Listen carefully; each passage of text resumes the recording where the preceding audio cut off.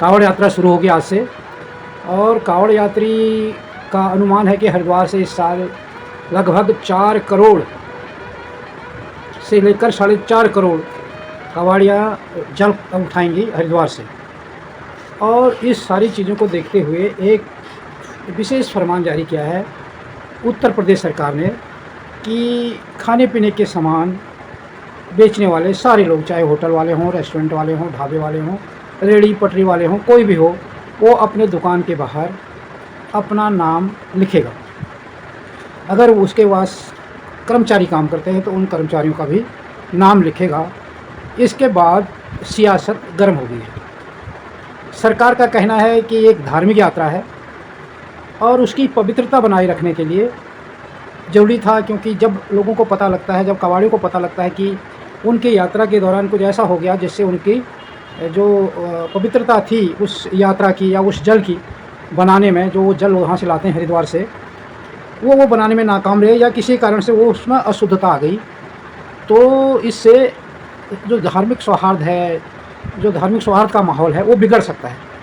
और ऐसी संभावनाएं को ख़त्म करने के लिए, जड़ से ख़त्म करने के लिए ये जो कदम उठाया गया है, ताकि कबाड़िया को पता रहे कि वो कहाँ से क्या सामान ले रहे हैं और इससे कहीं उनकी जो पवित्रता है यात्रा की, उस जल की पवित्रता है, वो खंडित ना हो, वो उसकी पवित्रता भंग ना हो।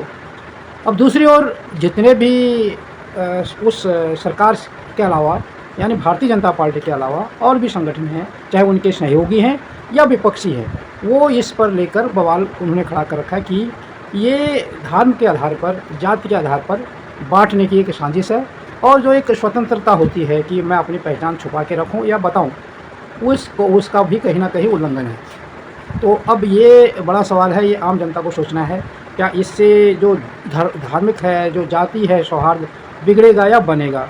क्योंकि एक और कहा जाता है कि जाति सूचक शब्द से भी किसी को न बोला जाए, और वहीं धर्म के आधार पर बात होती है, जहाँ संविधान की बात होती है, सुरक्षा की बात है, और यहाँ पर डिस्प्ले करने की बात हो रही है, लिखने की बात हो रही है। जब अब ये इस तरह की, अगर सरकार इस तरह की हरकतें करे, इस तरह की बातें करे, जो धार्मिक कट्टरपंथ है, जो जाति कट्टरपंथ है, अगर वो कहें तो उससे कहा जा सकता है कि ये अंधता है धर्म के आधार पर, जात के आधार पर। परंतु जिसको ये सारी चीज़ें कि धर्म जाति का विवाद को ख़त्म करे और सब एक नागरिक के रूप में काम करें देश में, ये जिम्मेदारी जिस सरकारों के पास है, अगर वो ऐसे फरमान जारी करे तो क्या इससे बढ़ावा नहीं मिलेगा? जाति प्रथा को, धार्मिक प्रथा को बढ़ावा मिलने की संभावनाएं नहीं है। क्या कल को ऐसा नहीं कहा जाएगा कि लोग जात के आधार पर भी अपना नाम डिस्प्ले करें, ताकि किसी दूसरे जाति का जो वो है पवित्रता है भंग ना हो? तो इस तरीके का पर आपकी क्या राय है? इस तरीके के कदम पर आप क्या सोचते हैं? या फिर इस तरीके का जो फरमान है वो पूरे देश में जारी होना चाहिए? क्योंकि जो कांवड़ यात्रा है वो केवल यूपी में से तो गुजरेगी नहीं, वो दूसरे राज्यों में भी जाएगी। तो पूरे देश में अगर क्या ऐसा होना चाहिए? क्या यूपी में ही जो धार्मिक सद्भावना है या धार्मिक पवित्रता है उसको बनाए रखने की ज़रूरत है, या पूरे देश में है? इन बातों पर भी विचार होना चाहिए।